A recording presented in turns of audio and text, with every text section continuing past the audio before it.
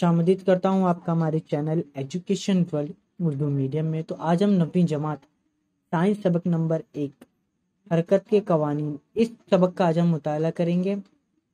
अगर आप हमारे चैनल पर नए हैं तो हमारे चैनल को सब्सक्राइब कर लें और टेलीग्राम को भी ज्वाइन कर लें। तो हमने पार्ट 1 में जो टॉपिक थे शय की हरकत और हटाओ फासला और कुछ ज़ाब्ते मैंने डिटेल में उस वीडियो में बताया है, तो आप उसे देख लें।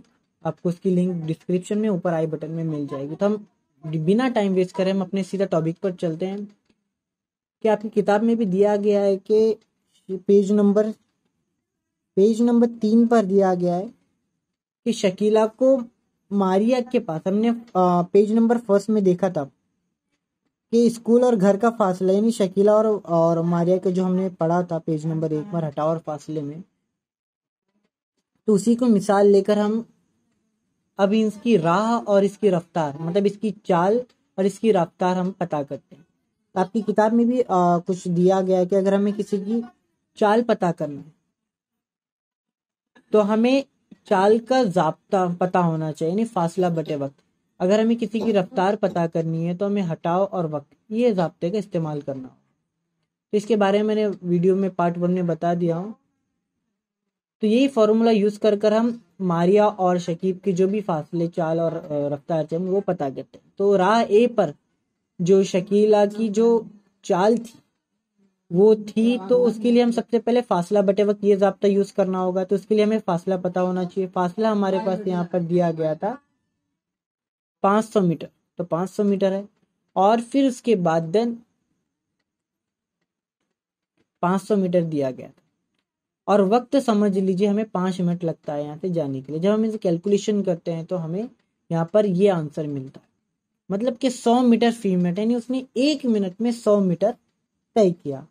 अब राह ए पर अब चाल देखते हैं, तो राह बी पर जो होगा कि मारिया के घर से स्कूल जब जाते हैं तो दोनों का फासला जो होता है वो 1200 मीटर होता है। 1200 मीटर, उसको 1200 मीटर तय करने के लिए लगते हैं 24 मिनट। तो जब हम फासला बटे वक्त की ज़ाब्ते का यूज़ करके हम कैलकुलेशन करते हैं, हल करते हैं, तो हमें 50 मीटर फी मिनट मिलता है, यानी हर मिनट में उसने 50 मीटर जो है उसने तय किया। इसी तरह हम शकीला की जो चाल होते हैं, शकीला की चाल जो है वो तय करते हैं। शकीला की चाल क्या हो, कुल वक्त, यानी शकीला की कुल चाल, मतलब राह ए और बी पर उसने कितनी फासला तय किया, कितने वक्त में तय किया। तो राह ए और बी पर हम कुल कहते हैं 500 और 1200 1700 मीटर और 5 और 24 29 मिनट उसे लगते हैं। तो जब हम इसे कैलकुलेशन करते हैं तो हमें 58.6 मीटर फी मिनट इसने यहाँ पर तय किया हर मिनट में। तो हम शकीला की रफ्तार पता करते हैं। हमने याद रखें, हम पहले जो है इसकी चाल पता कर रहे हैं, अब इसका रफ्तार पता करना है। रफ्तार पता करने के लिए हमें इसका जो शॉर्टकट था, मतलब जो कम वक्त में उसने तय किया, वो था सीधा घर, इसके जो रास्ता था उसने शॉर्टकट लिया 1300 मीटर, ये उसका जो कम वक्त में उसने तय किया, तो उसका था 1300 मीटर और उसने वक्त लिया 29 मिनट यहाँ पर उसने लिया। तो जब हम इसे कैलकुलेट करते हैं, हल करते हैं, तो हमें 44.83 मीटर फी मिनट, मतलब 1 मिनट में उसने 48.83 मीटर उसने तय किया। तो इस तरह से हम किसी भी शय की, अगर हमें उसका फासला पता हो और वक्त पता हो तो हम उसकी चाल पता कर सकते हैं। अगर किसी की मुझे रफ्तार पता करनी है, यानी वेलोसिटी पता करनी है, तो उसके लिए मुझे हटाओ, यानी उसका शॉर्टकट, कम वक्त में उसने कितना फासला यूज किया वो, और उसका वक्त, यानी उसने कितने वक्त में उसने वो तय किया, तो उसका पता होने पर हम इसका फासला पता कर सकते हैं। इसे ज़ाब्ते यूज करके हम आगे ये ज़ाब्ते जो है यूज कर हम आगे हल, जो मिसालें हैं वो हल करें। तो हम नेक्स्ट टॉपिक पर चलते हैं। हमारा जो अगला टॉपिक है कि चाल सिमत का रफ्तार पर होने वाला असर। अब आपकी किताब में कुछ मिसालें दी गई हैं, तो मैं इसमें से चंद मिसालें यहाँ पर आपको लेता हूँ कि मोटरसाइकिल की सिमत तब्दील ना करके उसकी चाल बढ़ाने या कम करने से इस पर कौन सा असर होगा। मान लीजिए आप सीधे रास्ते जा रहे हैं, यानी आपकी जो सिमत है वो सीधी है, बस आपकी जो स्पीड है वो आप क्या करते हैं, कभी बढ़ाते हैं या कभी कम करते हैं, जिसकी वजह से क्या होगा, इस पर कौन सा असर होगा। तो تو اس کی سمت وہی ہوگی، بس اس میں کیا ہوگا، رفتار جو ہوگا مطلب اس کی چال میں جو ہو وہ تبدیلی ہوگی. کیا ہوگی؟ چال میں تبدیلی ہوگی. سفر کے دوران راستے میں موڑ آنے پر اس پر چال اور رفتار کا یکساں رہیں گے. تو آپ کو تصویر میں دکھایا گیا ہے کہ سفر کے دوران کیا ہے، راستے میں جب اس طرح کا موڑ آتا ہے کسی اور ٹائپ کا، تب کیا ہوتا ہے، چال اور رفتار آپ کی سمت وہی رہے گی جو روڈ کی سائڈ میں، سمت تو وہی رہے گی، بس آپ کی جو اسپیڈ ہے، مطلب آپ کی جو اسپیڈ ہے وہی رہے گی، بس آپ کی جو ڈائریکشن ہے، مطلب آپ کی جو سمت ہے صرف وہی چینج ہوگی. مطلب یہ ہوگا کہ جب آپ راستے سے موڑ آتا ہے، کوئی موڑ آتا ہے اس ٹائپ سے، تو جب آپ جاؤ گے تو آپ کی صرف سمت چینج ہوگی، آپ کی چال وہی رہے گی. ٹھیک ہے، تو اس طرح سے آپ کی کچھ مثالیں آپ کی کتاب میں دیے گئے ہیں، تو اسے پڑھ کر ہم پتا کر سکتے ہیں. تو ہمارا نیکسٹ ٹاپک ہے خط مستقیم میں یکساں اور غیر یکساں حرکت، یعنی uniform and non uniform motion along a straight line.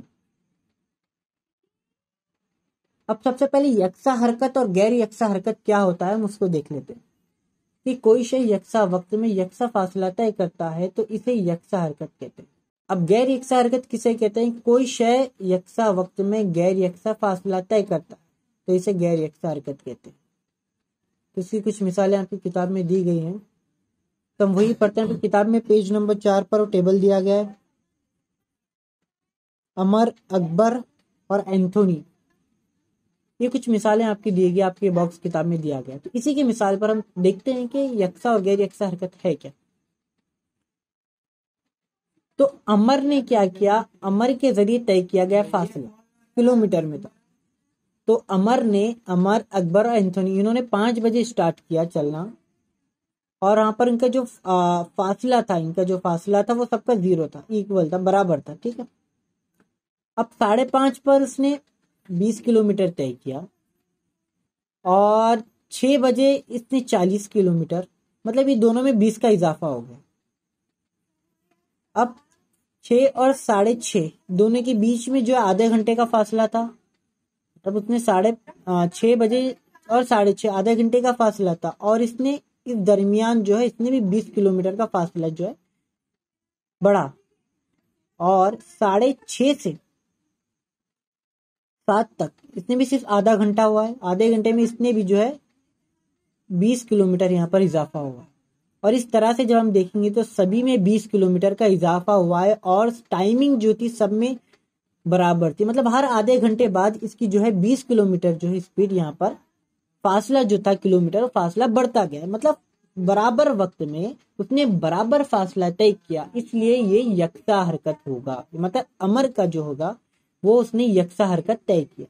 ٹھیک ہے، اب غیر یکساں حرکت کی کچھ مثالیں دیکھتے ہیں.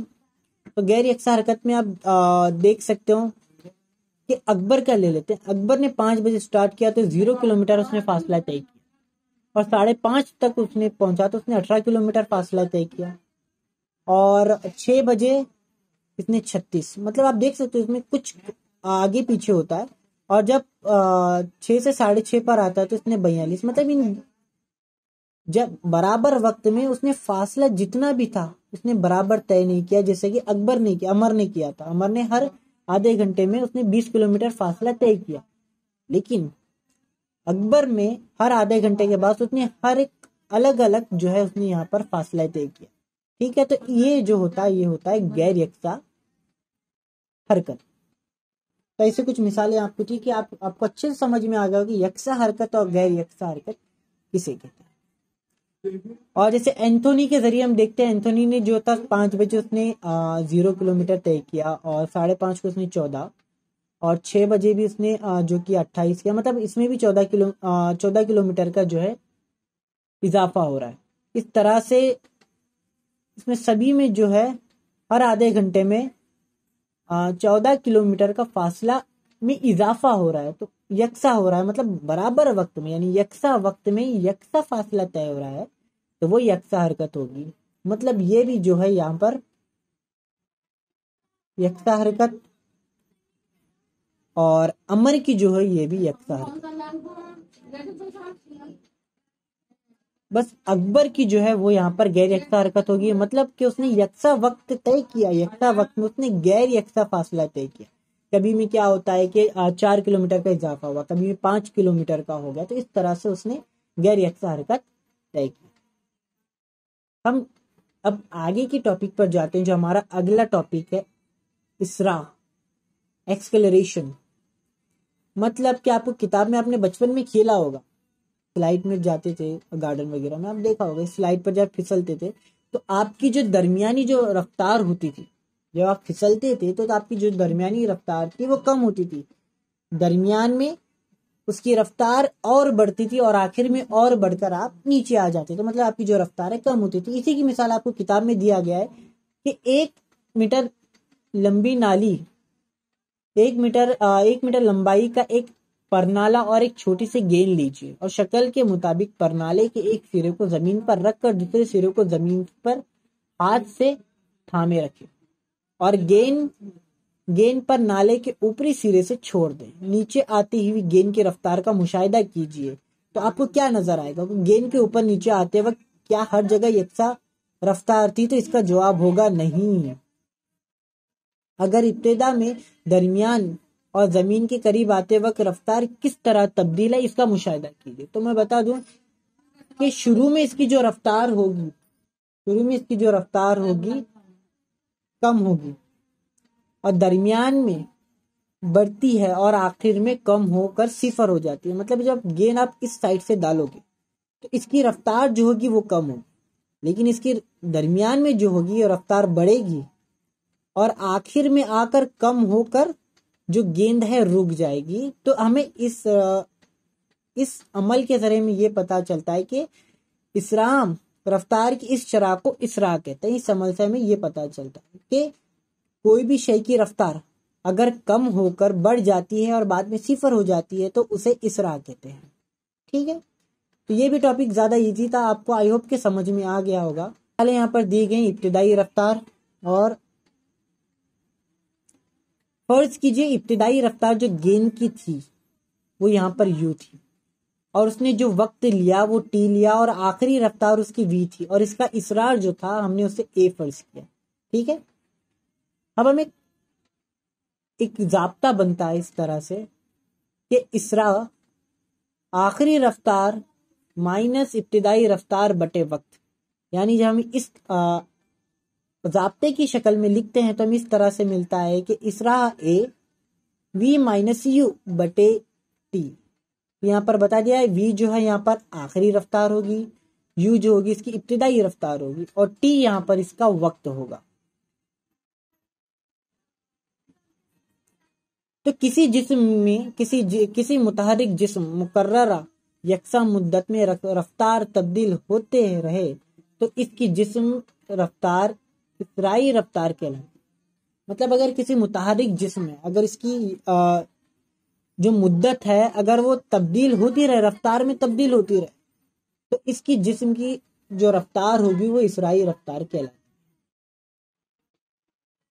اب متحرک جسم میں بھی 2 طریقے کے ہوتے ہیں، ایک ہوتا ہے غیر اسراع اور ہوتا ہے یکساں اسراع. اب غیر یکساں اسراع کیا کہتے ہیں وہ دیکھ لیتے ہیں کہ مساوی مدت میں